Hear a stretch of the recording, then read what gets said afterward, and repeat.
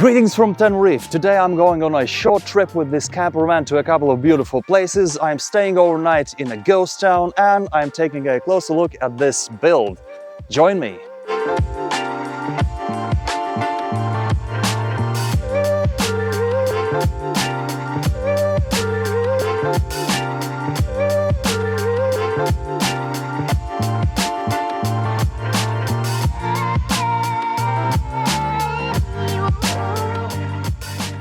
The objective of this van transformation was to turn it into a cozy, compact, relatively inexpensive camper van with simple tools that are available in almost every workshop.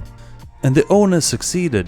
Another motivation to build one's own camper van in case of Canary Islands is that bringing one from the continent costs more, just because it is a camper van of certain size and weight.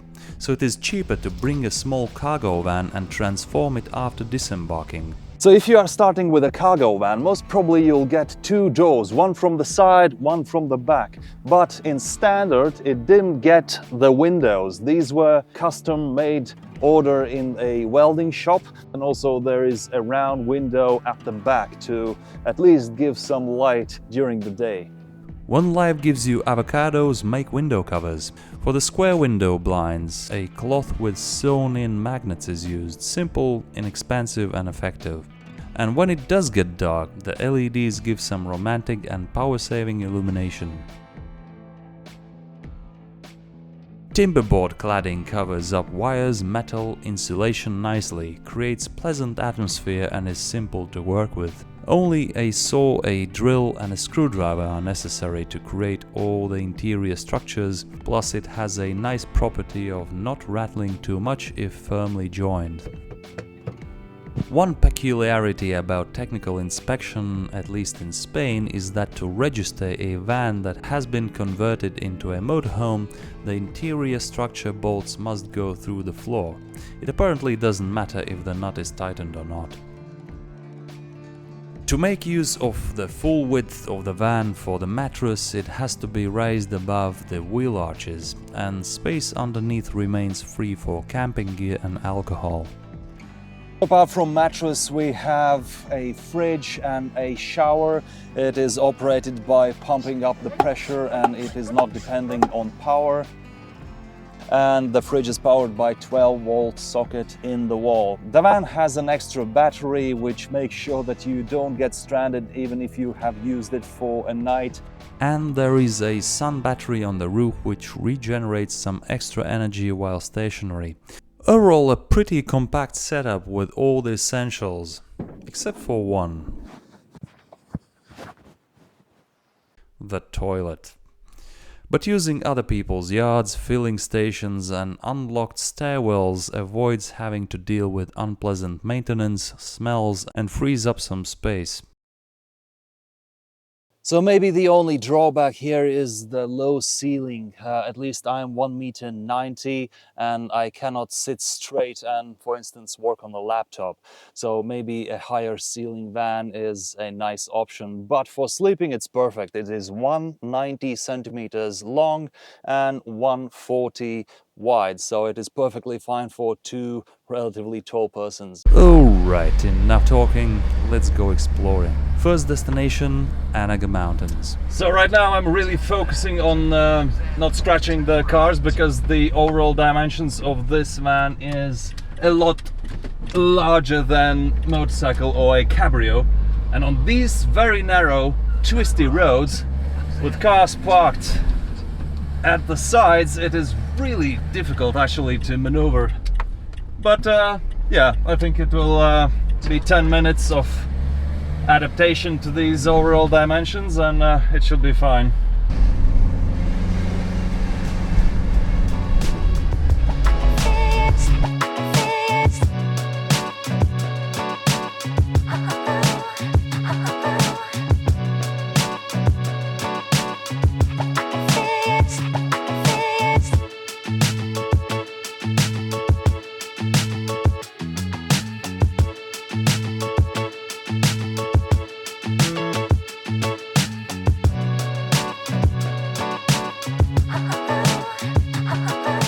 The little practice to drive between parked cars in the town was quite useful, because the roads didn't get any wider, quite the opposite. So we've come to Anaga, which is the north of Tenerife. It is very beautiful with beautiful mountain roads. The beaches are good for surfing, but Anaga is typically very cloudy comparing to the rest of the island. So for spending the night, I think we'll go to the south to Abades or close to that, because right now it's January. January is the coldest month in Tenerife, and the difference between north and south is very pronounced. So I think we'll go to the south to enjoy sunnier and better weather. That did not happen. It was extremely windy and occasionally raining. But after waking up, the daylight revealed that we had come to quite an interesting place, the Abades ghost town.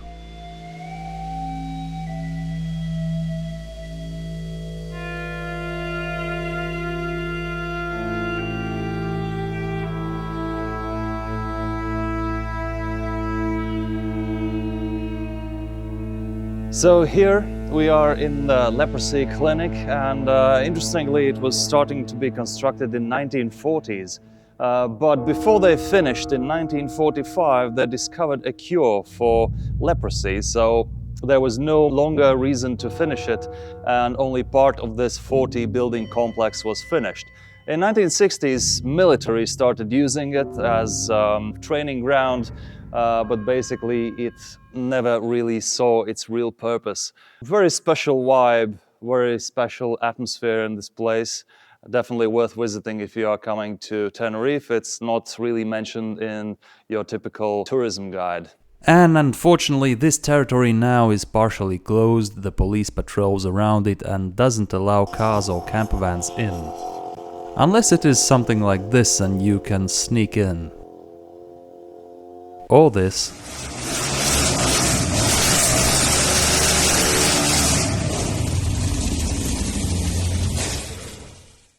So we stayed in the close-by deserty field next to an old bus to have a wind barrier. One thing to consider when camping in strong wind, since the vehicle is not solidly bound to the ground, it is shaking and vibrating even if the wind is not too strong.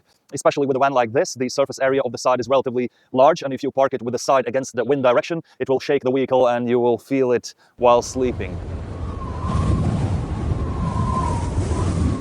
So for the whole night we have been cooling our food in the fridge, also charging the phones. So let's see if it fires up. I really hope we are not stuck here with an empty battery. Perfectly, no problem. And so we visited another undiscovered oasis, El Medano, a lovely town with perfect beaches for windsurfing and many nice cafes. Campervans are popular with surfers, and some parking lots aren't welcoming anything higher than a light automobile, but there were plenty of roadsides to choose from for parking. Overall, this kind of travel with a van gives true sense of freedom. Surely a motorcycle gives more freedom of movement, but this gives true freedom.